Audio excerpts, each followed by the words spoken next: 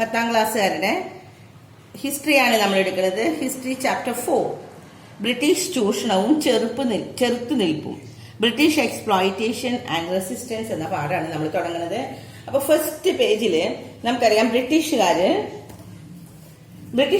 കച്ചവടത്തിന് വേണ്ടിയാണ് ബ്രിട്ടീഷുകാര് ഇന്ത്യയിലെ ഇന്ത്യയിലേക്ക് വന്ന ബ്രിട്ടീഷുകാർ കച്ചവടത്തിന് വേണ്ടിയാണ് ആദ്യം വന്നത്.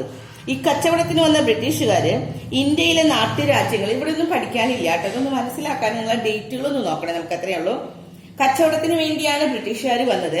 അങ്ങനെ ഒരു നാട്ടുരാജ്യങ്ങളെയൊക്കെ കീഴടക്കിയത് രണ്ട് രീതിയിലായിരുന്നു. ഒന്ന് സൈനിക ശക്തിയിലൂടെയും പിന്നെ നയതന്ത്രത്തിലൂടെയുമാണ് ബ്രിട്ടീഷുകാർ നാട്ടുരാജ്യങ്ങളെ കീഴടക്കിയത്. അപ്പൊ ബ്രിട്ടീഷുകാർ ഇന്ത്യയിലേക്ക് വന്നത് കച്ചവടത്തിന് വേണ്ടിയാണ്. കച്ചവടത്തിന് വന്ന അവര് നാട്ടുരാജ്യങ്ങളെ കീഴടക്കുകയാണ് ചെയ്തത്. ഈ നാട്ടുരാജ്യങ്ങളെ അവർ കീഴടക്കിയത് ഒന്ന് അവരുടെ സൈനിക ശക്തി ഉപയോഗിച്ച് കുറച്ച് രാജ്യങ്ങളെ കീഴടക്കി, പിന്നെ കുറച്ച് രാജ്യങ്ങളെ നയതന്ത്രത്തിലൂടെ കീഴടക്കി. അങ്ങനെ 1757 പ്ലാസി യുദ്ധം മുതൽ 1857, അപ്പൊ 100 കൊല്ലം കേട്ടോ, ഒന്നാം സ്വാതന്ത്ര്യ സമരം വരെയുള്ള ഈ 100 വർഷ കാലയളവിലാണ് ഇന്ത്യൻ ഉപഭൂഖണ്ഡത്തിന്റെ വലിയൊരു ഭാഗം ബ്രിട്ടീഷുകാരുടെ ഭരണത്തിന് കീഴിലായി. അത് ഏകദേശം 63% ബ്രിട്ടീഷുകാരുടെ നേരിട്ടുള്ള നിയന്ത്രണത്തിലായിരുന്നു എന്ന്. ബാക്കിയുള്ളത് ബ്രിട്ടീഷുകാരുടെ നിയന്ത്രണത്തിലുള്ള നാട്ടുരാജാക്കന്മാരാണ് ഭരിച്ചിരുന്നത്. അപ്പോൾ നമ്മുടെ ഇന്ത്യയുടെ അവസ്ഥ ഒരുവിധം നിങ്ങൾക്ക് മനസ്സിലായി അല്ലേ? ഇനി ഇംഗ്ലീഷ് മീഡിയക്കാരെ നോക്കാം. The British conquered, second line തുടങ്ങിട്ടോ, the British conquered the princely state using the military force. ആദ്യത്തെ ലൈനിൽ പറയുന്നത് the British came to India, അവര് ഇന്ത്യയിലേക്ക് വന്നിട്ടുണ്ടായിരുന്നു. ഇന്ത്യയിൽ വന്നത് അവരെങ്ങനെയാണ്? അവര് പ്രിൻസിലി സ്റ്റേറ്റ്സിനെയൊക്കെ using the military force and the diplomatic strategy, നയതന്ത്രത്തിലൂടെയും പിന്നെന്താണ് മിലിറ്ററി ഫോഴ്സ് സൈനിക ശക്തിയിലുമാണ് അവർ കീഴടക്കി. അങ്ങനെ the British conquered the princely state using military force and the diplomatic strategies. പിന്നെ നമുക്കുള്ളത് ഈ ഡേറ്റുകളാണ് പഠിക്കേണ്ടത്. ദ ബാറ്റിൽ ഓഫ് പ്ലാസി ആണ്. ബാറ്റിൽ ഓഫ് പ്ലാസി 1757, അപ്പോഴാണ് ബ്രിട്ടീഷുകാർ വന്നത്. എത്ര നാള് വരെ? അന്ന് തുടങ്ങി 1857 പ്ലാസി ബാറ്റിൽ തുടങ്ങി first world war of Indian ഇൻഡിപെൻഡൻസിന്റെ, ദാറ്റ് ഈസ് ഇൻ 1857 വരെ. 1757 തുടങ്ങി 1857 വരെയുള്ള ഈ കാലയളവിലാണ് ബ്രിട്ടീഷുകാര് ഒരുവിധം നമ്മുടെ സ്റ്റേറ്റ്സിനെയൊക്കെ, ഇന്ത്യൻ സ്റ്റേറ്റ്സിനെയൊക്കെ അവരെന്ത് ചെയ്യാൻ തുടങ്ങി? അവരുടെ കീഴിലേക്ക് ആക്കി. ആ 100 വർഷം കേട്ടോ, ആ 100 വർഷം എന്ന് പറഞ്ഞാൽ ഇറ്റ് വാസ് അബൌട്ട് 63% ആണ്. 63% of the region of Indian subcontinent had come under the direct കൺട്രോളും, ബാക്കിയുള്ളത് 63% അവരുടെ ഡയറക്ട് കൺട്രോളിലായി, ബാക്കിയുള്ളതും അവരുടെ നിയന്ത്രണത്തിൽ തന്നെയാണ്. എങ്ങനെയാണ്? The rest of the region were ruled by the native kings who had been subjugated to the British. അപ്പൊ നമുക്ക് മനസ്സിലായി അല്ലെ? ഈ ഭാഗത്തിൽ ഇത്രയ്ക്കേ ഉള്ളൂ. ഏതാണ് വർഷം പഠിക്കണം? Battle of Plassey, that is 1757 to 1857. 1757 തുടങ്ങി 1857 വരെ ഈ 100 വർഷം കൊണ്ട് ഇന്ത്യൻ സ്റ്റേറ്റ്സിനെയൊക്കെ അവര് ബ്രിട്ടീഷുകാര് അവരുടെ കീഴിലേക്ക് ആക്കിക്കഴിഞ്ഞിരുന്നു എന്ന്. അത് 63% നേരിട്ട് ബ്രിട്ടീഷുകാരുടെ കീഴിലായി. ബാക്കിയുള്ളത് അവരെന്താണ്? അവരുടെ കീഴിലുള്ള ബ്രിട്ടീഷുകാരുടെ നിയന്ത്രണത്തിലുള്ള നാട്ടുരാജാക്കന്മാരുടെ കീഴിലേക്ക് ആക്കി. ഇനി ഇവിടെ തുടങ്ങിയാണ് നമുക്ക് പഠിക്കാനുള്ളത്. അടുത്ത പേജിലാണ്, പേജ് നമ്പർ 66 എടുക്കാട്ടെ. എല്ലാവരും ടെക്സ്റ്റിൽ നോക്കി ശരിക്കും അടയാളപ്പെടുത്താൻ എന്നിട്ട് പഠിക്കാം.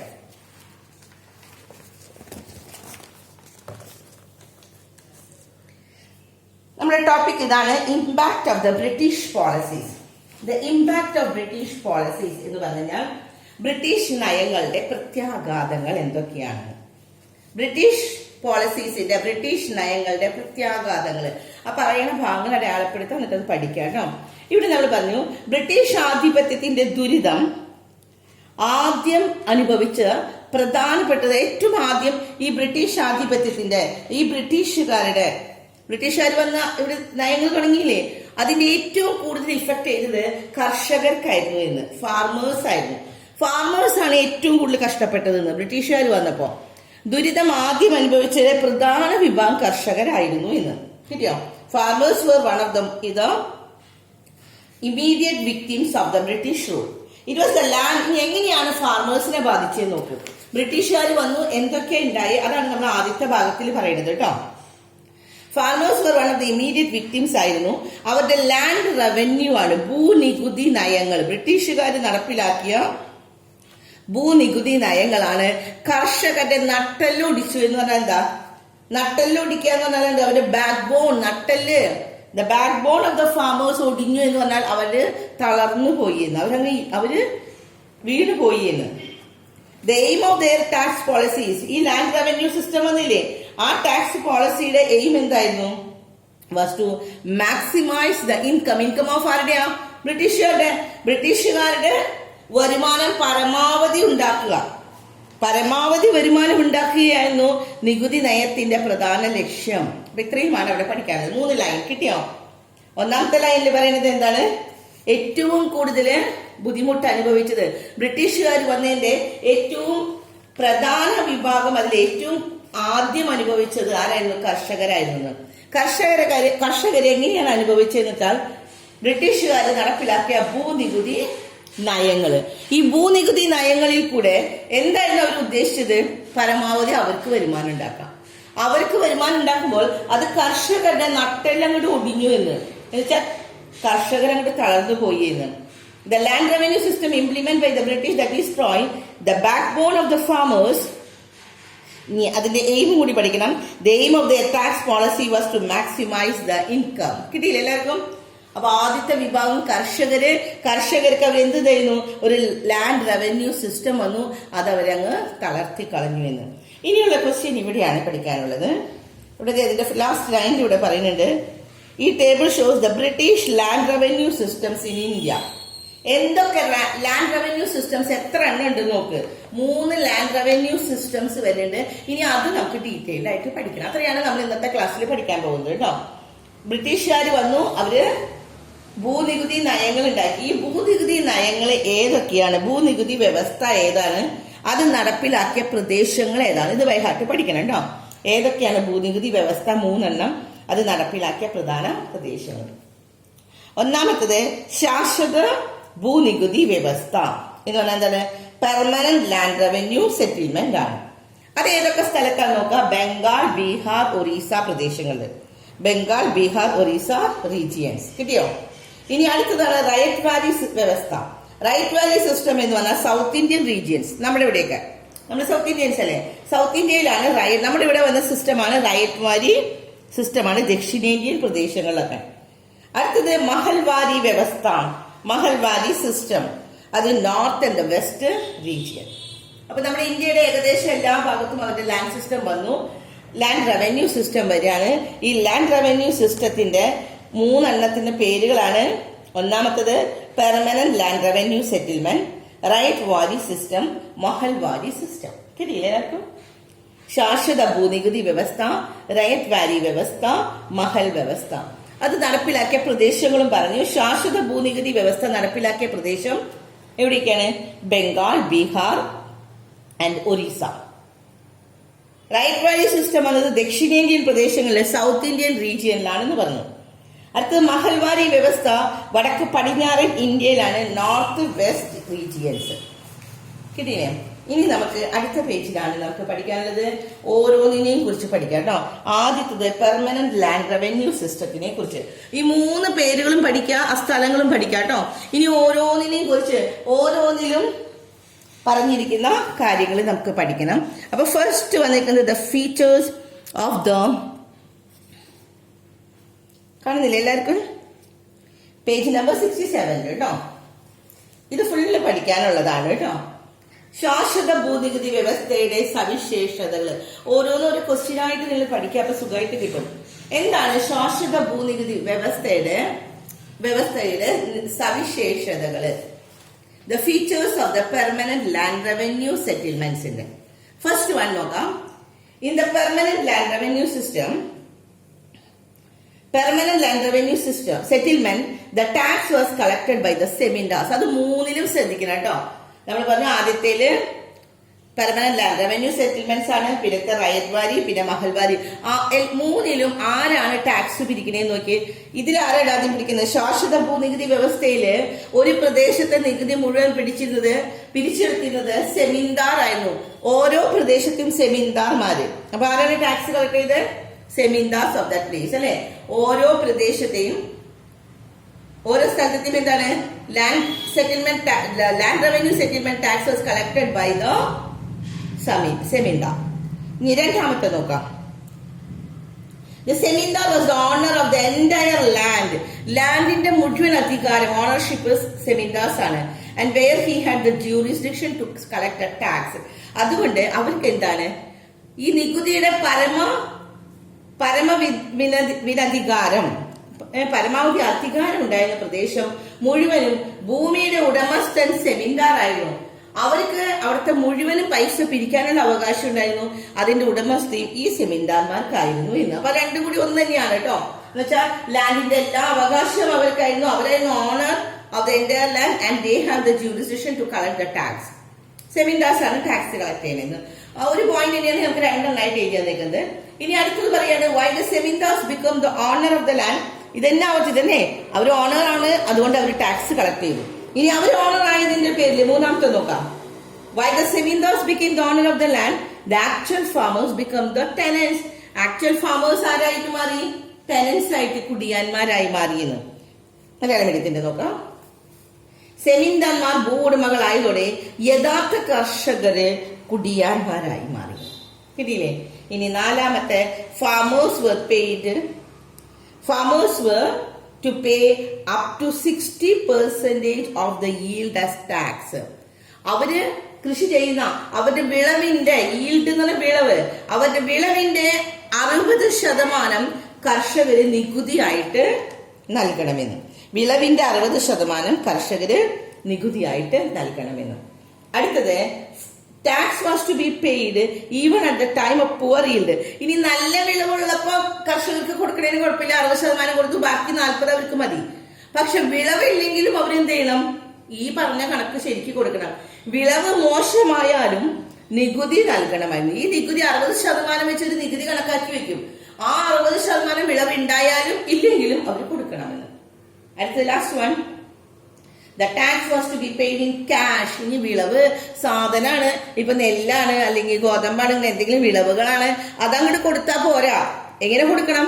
ടാക്സ് കൊടുക്കേണ്ടത് the tax was to be paid in the cash ആയിട്ട് കൊടുക്കണം. Strictly before the cut off date. Cut off date എന്ന് പറഞ്ഞാൽ എന്താണെന്ന് ബ്രാക്കറ്റ് കൊടുത്തിട്ടുണ്ട്. Before introducing the system tax could be paid in kind. മുൻപ് എങ്ങനെയായിരുന്നു? സാധനങ്ങളായിട്ടാണ് കൊടുത്തിരുന്നത് അല്ലെ. ഈ നികുതിയുടെ ഈ കർഷകർക്ക് ഈ നികുതി വരുന്നതിന് മുൻപ് അവർ നികുതിയൊക്കെ കൊടുത്തിരുന്നത് എങ്ങനെയായിരുന്നു? സാധനങ്ങളായിട്ടാണ് കൊടുത്തിരുന്നത്. പക്ഷെ ഇപ്പൊ അവരെന്താണ്? അവരൊരു കട്ട് ഓഫ് ഡേ പറയും, ഒരു നിശ്ചിത ഡേറ്റ് പറയും, നിശ്ചിത തീയതിക്കുള്ളില് നികുതി പണമായി നൽകണം. ഇതായിരുന്നു ഈ 6 കാര്യങ്ങളാണ് ശാശ്വത ഭൂനികുതി വ്യവസ്ഥയുടെ സവിശേഷതകൾ. The features of the permanent land revenue system. എല്ലാവർക്കും മനസ്സിലായി അല്ലെ? എന്നിട്ട് പറഞ്ഞാൽ എന്താണ് അവിടെ? കട്ട് ഷോർട്ട് ആയിട്ട് നമുക്ക് പറയാൻ ഇത്രയേ ഉള്ളൂ. സെമീന്ദാർസ് ആണ് ഓണേഴ്സ്, അതുകൊണ്ട് സെമീന്ദാർസ് ആണ് ടാക്സ് കളക്ട് ചെയ്യുന്നത്. ഈ സെമീന്ദാർസ് ആണ് ടാക്സ് കളക്ട് ചെയ്യുന്നു, അവരാണ് ഓണേഴ്സ് എന്ന് പറയുമ്പോൾ കുടിയാന്മാരായിട്ട് കർഷകരൊക്കെ എന്തായി? ടെനൻസ് ആയിട്ട് മാറി, കർഷകരായി. ഇനി പിന്നെ ടാക്സ് കളക്ട് ചെയ്യുന്ന കാര്യമാണ് പറയാം. എത്ര ടാക്സ് എത്രയുണ്ടെന്ന് പറഞ്ഞു? 60% ആണ് അവർ ടാക്സ് ആയിട്ട് കളക്ട് ചെയ്യുന്നത്. അത് വിളവ് ഉണ്ടായാലും ഇല്ലെങ്കിലും, എന്നുവെച്ചാൽ പുവർ ഈൽഡ് ആയാലും ഗുഡ് ഈൽഡ് ആയാലും, നല്ല വിളവ് കിട്ടിയാലും പുവർ ഈൽഡ് ആയാലും 60% വെച്ച് കൊടുക്കണം. The tax was to be paid. അത് വിളവിന്റെ 60% അല്ല കേട്ടോ. ഇപ്പൊ പുവർ ഈൽഡ് എന്ന് പറഞ്ഞാൽ മോശമായിട്ടുള്ള വിളവുകളുടെ സമയത്ത് വിളവില്ല എന്ന് പറഞ്ഞിട്ട് അതിന്റെ 60% തന്നെ കുറച്ചുണ്ടാവുള്ളൂ. പക്ഷെ അത് പോരാ. അപ്പൊ അവർക്ക് ശരിക്കും കൊടുക്കാറുള്ള പോലെ 60 കൊടുക്കണമെന്ന്. നിശ്ചിത തീയതിയിൽ നികുതി പണമായി, പിന്നത്തുണ്ട് കൃത്യം ഒരു ഡേറ്റ് പറയും, ആ ഡേറ്റിന് തന്നെ നികുതി കൊടുക്കണമെന്ന്. അപ്പൊ ഇത്രയുമാണ് നമുക്ക് നമ്മുടെ ശാശ്വത ഭൂനികുതി വ്യവസ്ഥയുടെ the features of the permanent land revenue settlement. അപ്പൊ ഒന്നാമത്തെ കഴിഞ്ഞു കേട്ടോ. ഇനി രണ്ടാമത്തെ പറയുന്നത് റൈറ്റ് വാരി സിസ്റ്റം ആണ് കേട്ടോ. അത് രണ്ട് കുറേശ്ശേ ഉള്ളൂ, ആദ്യത്തെ മാത്രമേ കൂടുതലുള്ളൂ. റൈറ്റ് വാരി സിസ്റ്റത്തിൽ പറയുന്നത് എന്താണ്? ദക്ഷിണേന്ത്യ നടപ്പിലാക്കിയ റൈറ്റ് വാലി സിസ്റ്റം നമ്മൾ പറഞ്ഞ ദക്ഷിണേന്ത്യയിലാണ്. അത് കർഷകരിൽ നിന്ന് നേരിട്ട്, ഇവിടെ ആരാ കളക്ട് ചെയ്യണേ? സെമിന്ദാസ് ആണ്. ഇതിലോ ഇപ്പൊ പറയുന്നല്ലോ റൈറ്റ് വാലി സിസ്റ്റത്തിലോ കർഷകർ നേരിട്ട് നികുതി പിരിക്കുന്ന രീതിയാണ്. ഭൂമിയുടെ ഉടമസ്ഥാവകാശം കർഷകനായിരുന്നു. കർഷകനാണ് ഭൂമിയുടെ. നമ്മൾ ആദ്യത്തേല് ശാശ്വത ഭൂനികുതി നിയമത്തില് പെർമനന്റ് ലാൻഡ് റവന്യൂ സിസ്റ്റത്തില് സെമിന്ദാസിനായിരുന്നു ഓണർഷിപ്പ്. അതുകൊണ്ട് സെമിന്ദാസ് ആണ് പിരിച്ചു കൊടുക്കുന്നത്. പക്ഷെ ഇവിടെ ഓണേഴ്സ് കർഷകർ തന്നെയാണ്. അപ്പൊ അവര് നേരിട്ട് കൊടുക്കുകയാണ്. ഭൂമിയുടെ ഉടമസ്ഥാവകാശം കർഷകനായിരുന്നു. എന്നാൽ അമിതമായ നികുതി നിരക്കാണ് കർഷകരെ ദരിദ്രരാക്കിയത്. അവിടെ കർഷകർ തന്നെ പിരിച്ചെടുത്ത് കൊടുത്താൽ മതി. പക്ഷെ അമിതമായിട്ട് നിരക്കാണ് ബ്രിട്ടീഷുകാർ പറയുന്നത്. അതുകൊണ്ട് അത് അവരെ ദരിദ്രരാക്കിയെന്ന്. കിട്ടിയോ?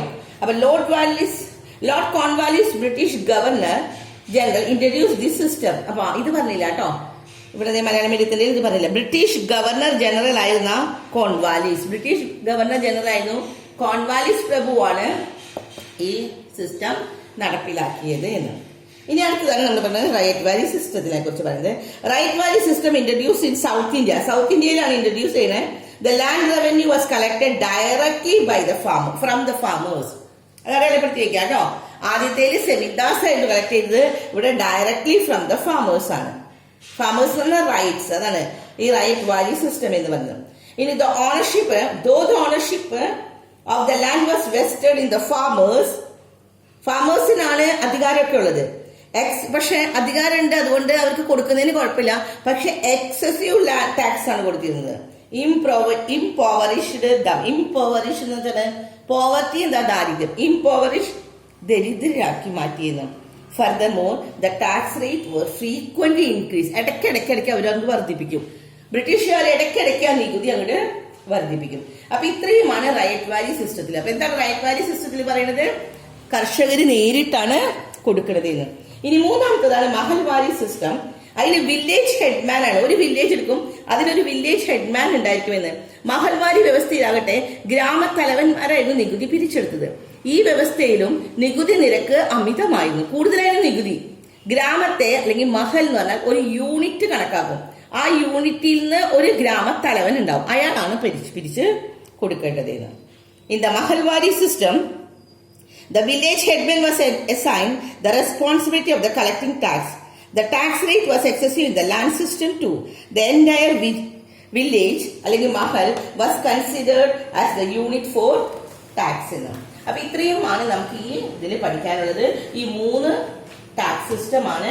പെർമനന്റ് ലാൻഡ് റവന്യൂ സെറ്റിൽമെന്റും റൈറ്റ് വാലി സിസ്റ്റവും മഹൽ വാലി സിസ്റ്റവും.